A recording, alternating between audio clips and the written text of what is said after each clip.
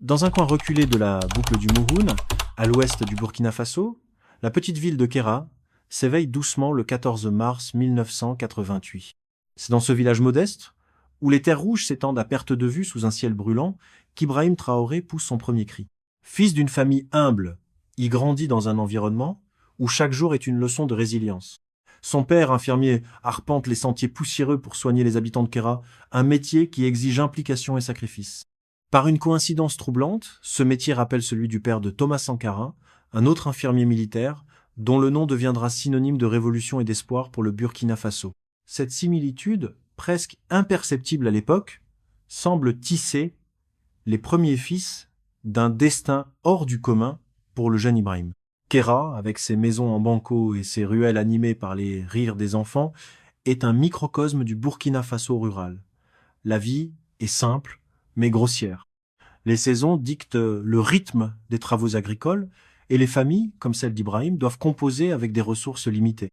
Pourtant, dès son plus jeune âge, Ibrahim se distingue par une curiosité insatiable et une discipline qui surprend ses proches. À l'école primaire publique de Tréto, un village voisin, il passe des heures à déchiffrer ses cahiers, absorbant par les leçons de ses instituteurs. Ses camarades le désignaient comme un garçon sérieux, toujours prêt à aider un camarade en difficulté, mais farouchement déterminé à réussir. Cette rigueur, presque instinctive, devient sa marque de fabrique. Les enseignants, impressionnés par son sérieux, le citent en exemple, voyant en lui un avenir prometteur. Le Burkina Faso, des années 1990, où grandit Ibrahim, est un pays marqué par les stigmates de son histoire coloniale et les défis de son indépendance.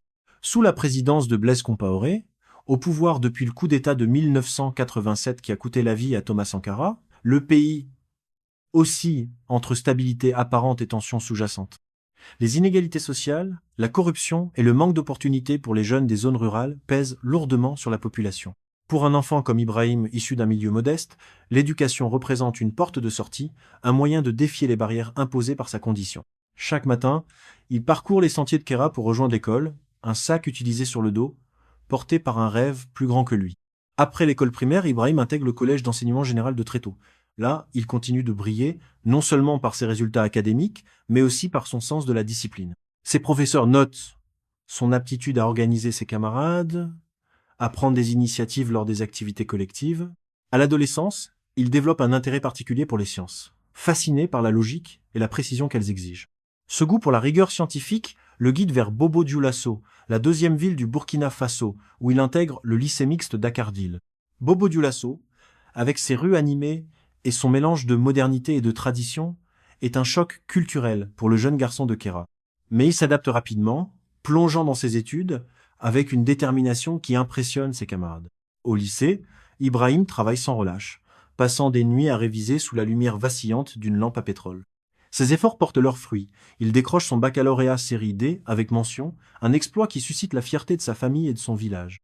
Ce diplôme, pour beaucoup, est un aboutissement. Pour Ibrahim, c'est un tremplin.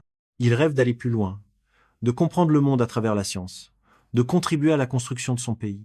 En 2006, il s'installe à Ouagadougou, la capitale bouillonnante du Burkina Faso, pour poursuivre des études universitaires à l'université Joseph Kizerbo, une institution prestigieuse où se forment les élites du pays.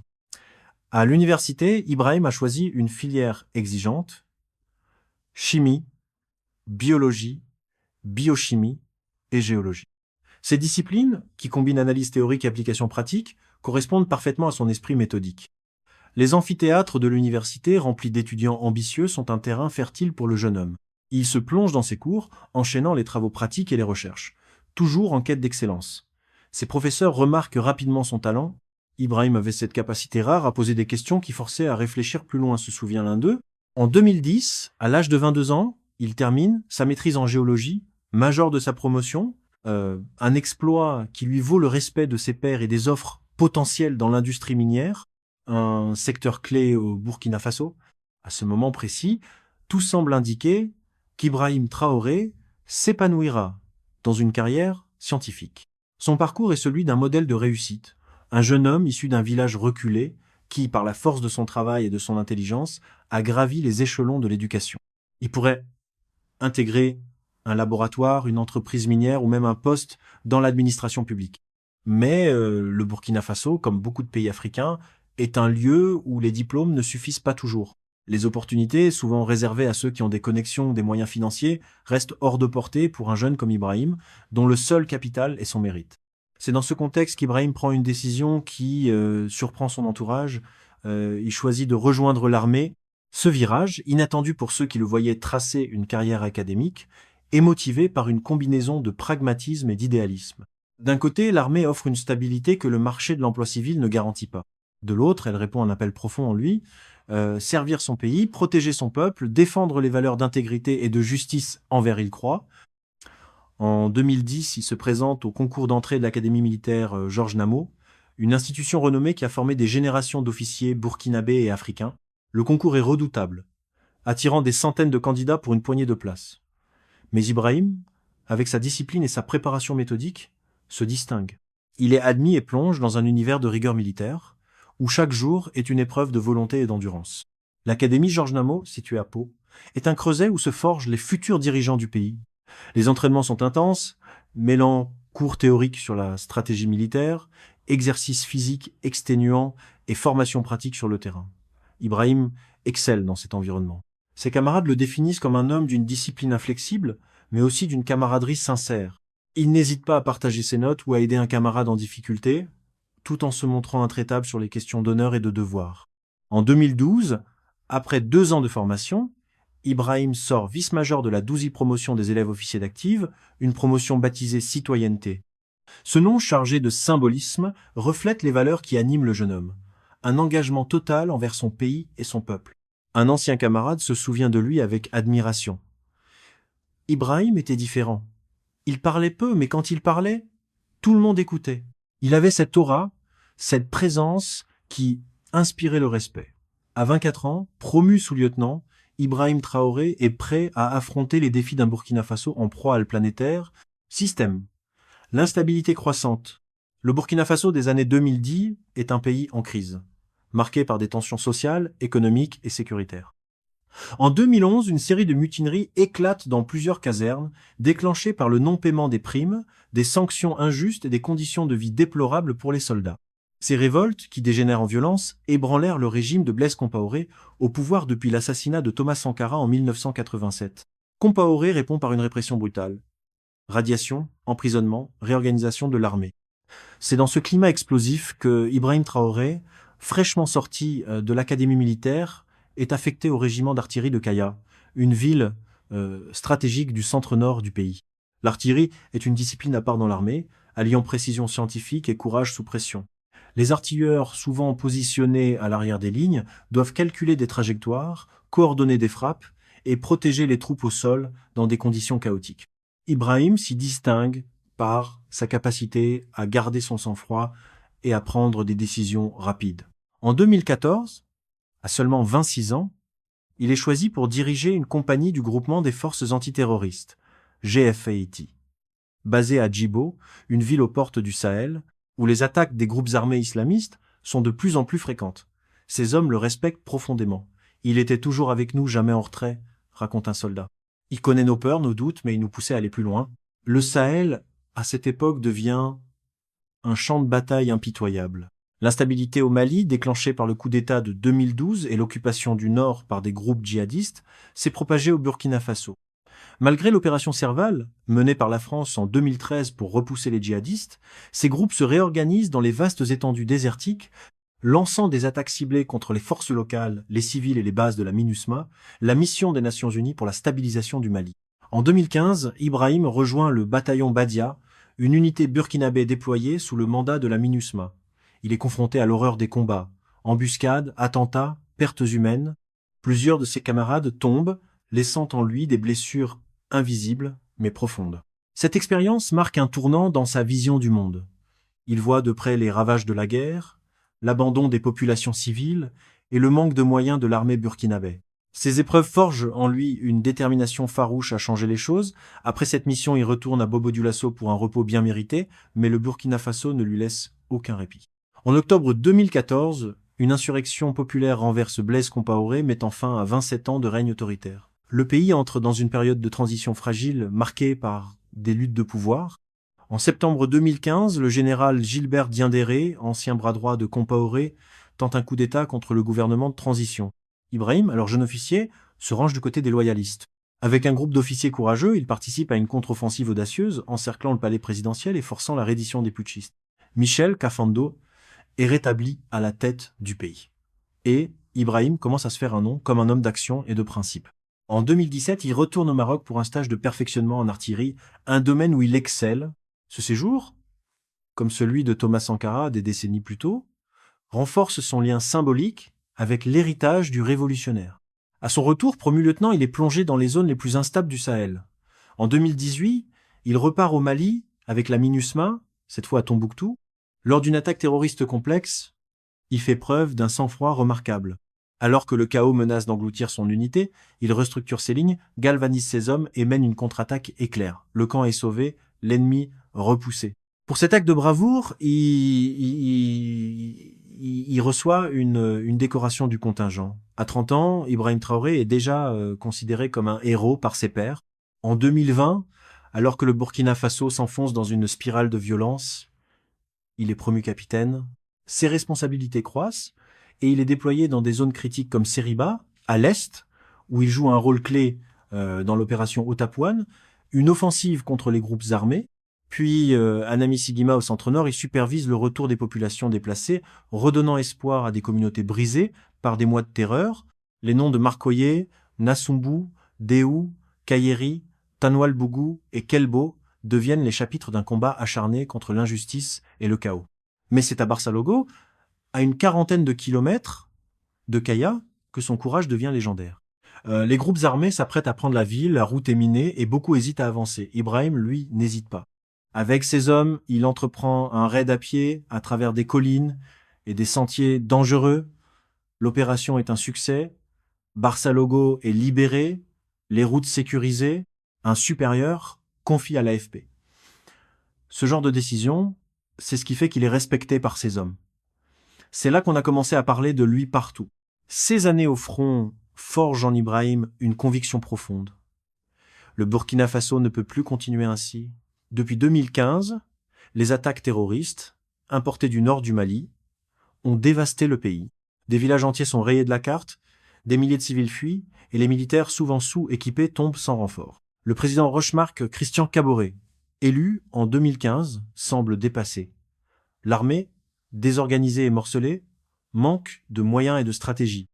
Les soldats, abandonnés en première ligne, ressentent une frustration croissante. Ibrahim devient leur porte-voix, plaidant sans relâche pour un changement radical. Le 24 janvier 2022, un coup d'État renverse Kaboré. Le mouvement patriotique pour la sauvegarde et la restauration, MPSR, un groupe de jeunes officiers, prend le pouvoir, avec Ibrahim Traoré parmi eux. Le lieutenant-colonel Paul-Henri Sandaogo Damiba devient président, mais la situation sécuritaire reste critique.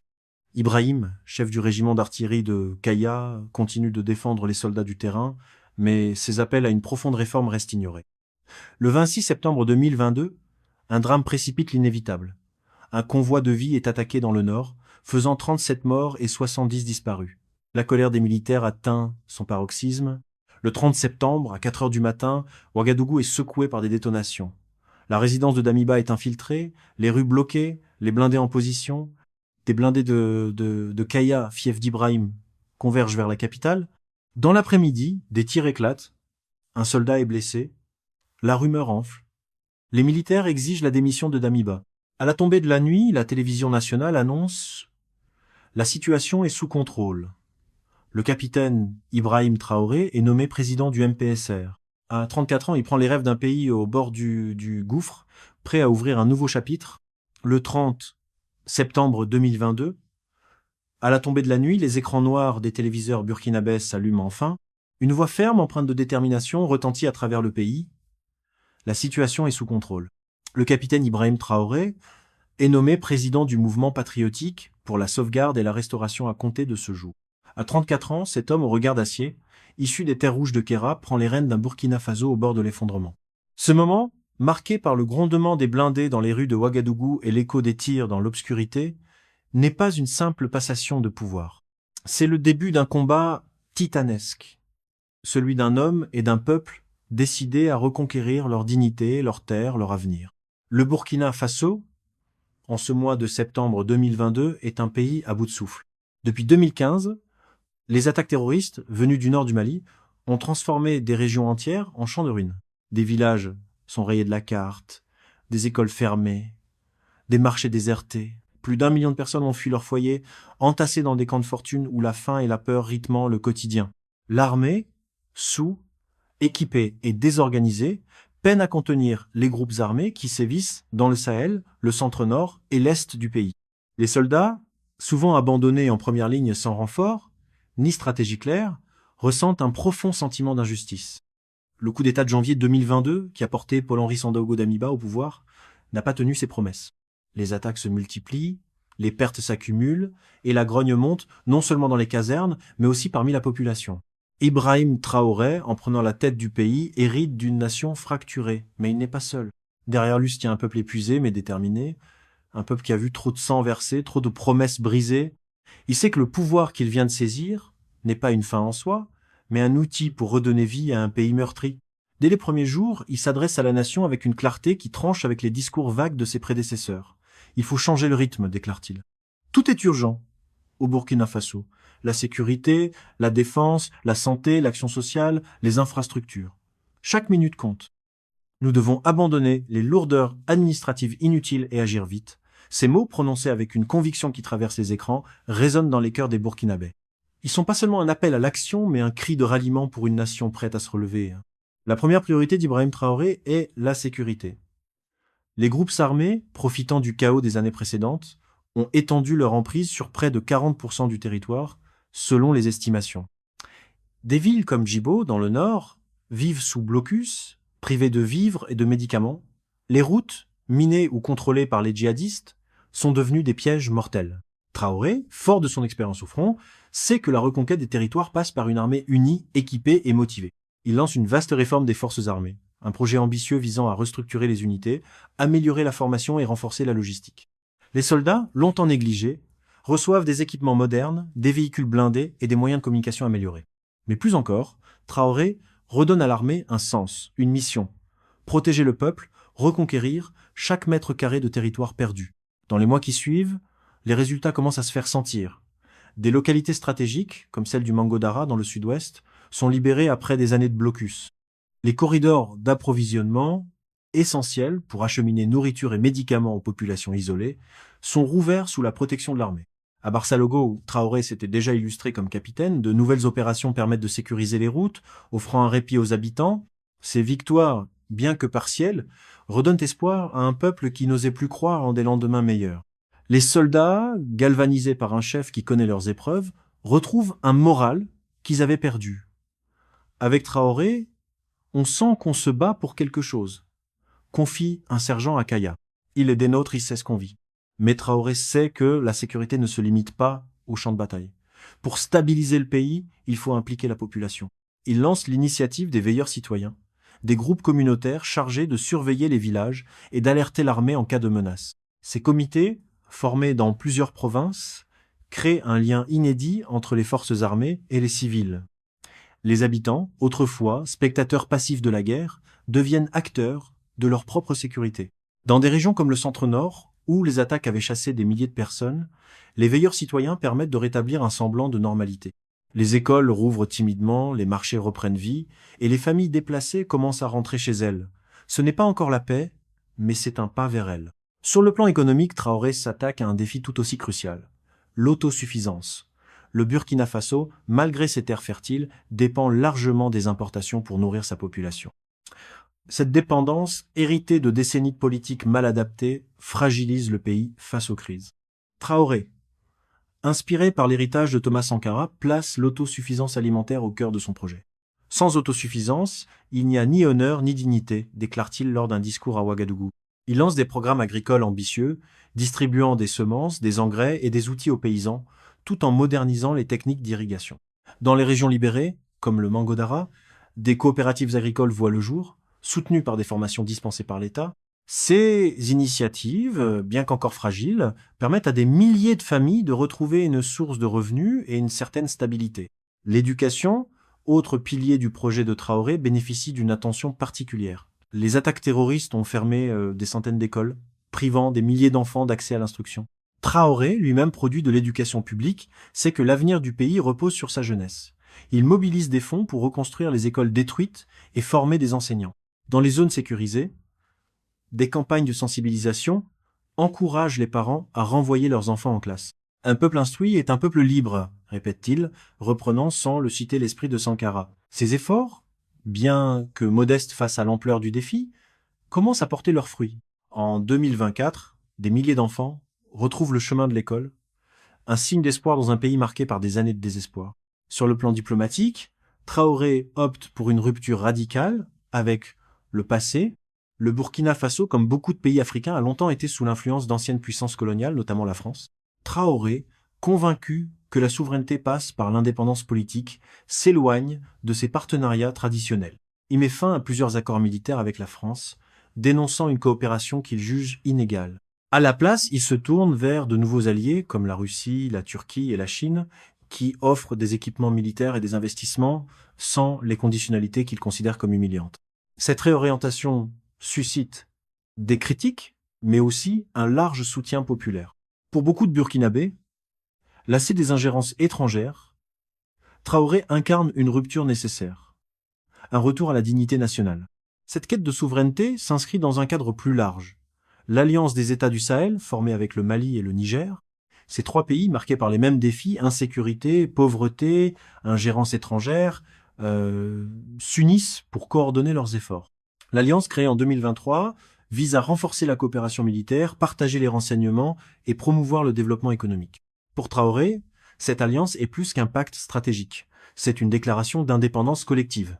Nous ne sommes plus seuls, affirme-t-il lors d'un sommet à Bamako. Le Sahel est uni. Et ensemble, nous construirons un avenir par nous et pour nous. Ces mots, prononcés avec une conviction qui transcende les frontières, résonnent auprès d'une jeunesse africaine en quête de modèle. Mais le chemin de Traoré est semé d'embûches. Depuis sa prise de pouvoir, plusieurs tentatives de coup d'État ont été déjouées, certaines orchestrées par des officiers dissidents, d'autres soutenues par des intérêts étrangers. En 2023, une tentative visant à déstabiliser son régime est étouffée dans l'œuf, grâce à la vigilance des forces loyalistes et des veilleurs citoyens. Ces complots, loin de l'affaiblir, renforcent son image d'homme fort, inébranlable, face aux trahisons. Pourtant, il sait que la menace est omniprésente. Les groupes armés, bien que repoussés dans certaines zones, continuent leurs attaques, exploitant les failles d'un pays encore fragile. Les défis économiques comme l'inflation et le chômage pèsent sur la population et les attentes immenses mettent une pression constante sur son gouvernement. Malgré ces obstacles, Traoré conquiert quelque chose de plus précieux que des victoires militaires, le cœur du peuple. En 2025, son bilan, bien qu'imparfait, est impressionnant. Les localités libérées, comme celle du Mangodara, témoignent de sa détermination à reconquérir le territoire. Les corridors d'approvisionnement, rouverts sous la protection de l'armée, permettent aux populations de retrouver un accès aux biens de première nécessité. Les forces armées, restructurées et mieux équipées, affichent une efficacité nouvelle. Et le moral des troupes, brisé par des années d'abandon, est restauré. Les veilleurs citoyens, désormais présents dans plusieurs provinces, incarnent une nouvelle dynamique de collaboration entre l'armée et la population. Au-delà des chiffres, Traoré devient un symbole. Sa jeunesse, son parcours modeste, son courage face aux épreuves rappellent à beaucoup l'héritage de Thomas Sankara. Comme lui, il accède au pouvoir à 34 ans, porté par la ferveur d'un peuple en quête de justice. Comme lui, il refuse l'ingérence étrangère et prône un développement par et pour les Africains. Nous devons parler avec des mots qui traversent les frontières et touchent les cœurs, déclare-t-il lors d'un discours à Kaya, un écho direct à l'éloquence de Sankara. Cette comparaison, loin d'être un fardeau, devient une force. Traoré incarne l'espoir d'une nouvelle génération, non seulement au Burkina Faso, mais dans toute l'Afrique et sa diaspora. Son impact dépasse les frontières. En Côte d'Ivoire, au Sénégal, au Nigeria, des jeunes suivent ses discours, partagés sur les réseaux sociaux, et s'inspirent de sa vision. Les hashtags comme Traoré inspire ou Souveraineté africaine prolifèrent, portés par une diaspora qui voit en lui un leader capable de redonner fierté au continent. À Bamako et à Niamey, ses homologues, issus de coups d'État similaires, le considèrent comme un allié, mais aussi comme un modèle. Cette aura, presque messianique, n'est pas sans risque. Les attentes sont immenses, et chaque faux pas peut être exploité par ses adversaires. Mais Traoré avec son calme légendaire, reste concentré sur sa mission. L'un des combats les plus symboliques de son mandat est l'autosuffisance alimentaire. Dans un pays où la faim menace des millions de personnes, il voit dans l'agriculture un levier de dignité. Si nos aïeux se sont battus pour nous léguer ces terres, nous devons nous battre pour léguer un avenir à nos enfants, proclame-t-il. Les programmes agricoles qu'il lance, bien que confrontés à des défis logistiques, commencent à transformer le paysage rural. Dans le centre-nord, des champs abandonnés reprennent vie et les paysans, soutenus par des coopératives, retrouvent une certaine autonomie. Ces progrès, modestes mais réels, renforcent la foi des Burkinabés en leur leader. En 2025, le Burkina Faso reste un pays en guerre, mais il n'est plus le même. Les villages, autrefois silencieux, retrouvent des éclats de vie. Les écoles, jadis fermées, accueillent à nouveau des enfants. Les routes, hier minées, redeviennent des artères vitales. Traoré, conscient que la paix est encore fragile, ne baisse pas la garde. Il sait que chaque victoire, aussi petite soit-elle, est un pas vers un avenir meilleur. Il sait aussi que son destin est lié à celui de son peuple. Un peuple qui, après des années de larmes, refuse de plier. Le Burkina Faso, sous Traoré, n'est plus un îlot isolé dans un océan hostile. Aux côtés du Mali et du Niger, il forme un front uni, une alliance qui redéfinit les dynamiques du Sahel. Cette union, scellée par une douleur commune et une ambition partagée, envoie un message clair au monde. L'Afrique du Sahel ne se soumettra plus. Traoré, en incarnant cette vision, devient plus qu'un président. Il est un symbole, un frère, un fils, un espoir, vivant pour des millions de personnes. Gloire à nos peuples, dignité à nos peuples, victoire à nos peuples, déclare-t-il lors d'un discours à Ouagadougou. La patrie ou la mort, nous vaincrons. Ces mots, scandés par une foule en liesse, résonnent comme un serment. L'histoire d'Ibrahim Traoré, l'homme fort du pays des hommes intègres, est loin d'être terminée. Mais déjà, elle s'inscrit dans les pages d'une Afrique qui se lève, déterminée à écrire son propre destin. L'histoire d'Ibrahim Traoré, tissée dans les terres rouges de Kéra et forgée dans les flammes du Sahel, n'est pas seulement celle d'un homme. C'est celle d'un peuple qui, après des décennies de douleur, d'injustice et de promesses brisées, a choisi de se lever. À 34 ans, cet homme issu d'une famille modeste, formé par les rigueurs de l'école et les épreuves du front, est devenu le visage d'un Burkina Faso en quête de renaissance. De ses premières années à l'université Joseph Kizerbo, où il excellait en géologie, à son ascension au sein de l'armée, où il s'est imposé comme un chef respecté, Traoré a tracé un chemin marqué par la discipline, le courage et une foi inébranlable en son pays. Lorsqu'il a pris le pouvoir le 30 septembre 2022, au milieu des détonations et de l'espoir fragile d'une nation, il n'a pas seulement saisi les rênes d'un gouvernement. Il a rallumé une flamme, celle d'un peuple prêt à reconquérir son destin. En 3 ans, de 2022 à 2025, Traoré a transformé un pays au bord de l'abîme. Les localités libérées, comme celle du Mangodara, les corridors d'approvisionnement rouverts, les écoles reconstruites et les champs revitalisés témoignent de sa détermination. Mais au-delà des chiffres, c'est l'esprit qu'il a insufflé qui marque les esprits. Les veilleurs citoyens, les soldats galvanisés, les paysans soutenus par des coopératives, tous portent désormais une part de sa vision. En s'éloignant des anciennes puissances coloniales, en forgeant l'alliance des États du Sahel avec le Mali et le Niger, il a redonné au Burkina Faso une voix, une dignité, une place dans un monde qui trop souvent l'a ignoré. Comme Thomas Sankara, dont l'ombre plane sur chacun de ses pas, Traoré incarne un rêve plus grand, celui d'une Afrique souveraine, unie, prospère, où chaque enfant peut grandir libre, nourri, éduqué. Pourtant, le combat est loin d'être terminé. Les groupes armés rôdent encore, les complots menacent, et les défis économiques pèsent sur un peuple qui attend tout de son leader. Traoré, avec son calme légendaire, sait que chaque victoire est fragile, chaque pas incertain. Mais il sait aussi que l'histoire ne s'écrit pas seule. Elle se construit dans les cœurs, dans les champs, dans les écoles, dans les casernes. Elle se construit par un peuple qui, pour la première fois depuis longtemps, croit en demain. Cette histoire, celle d'Ibrahim Traoré et du Burkina Faso, est un appel à tous ceux qui rêvent d'une Afrique debout. C'est un cri pour la dignité, pour l'autosuffisance, pour la liberté. C'est l'histoire d'un homme qui, en refusant de plier, a montré un continent qui pouvait se relever.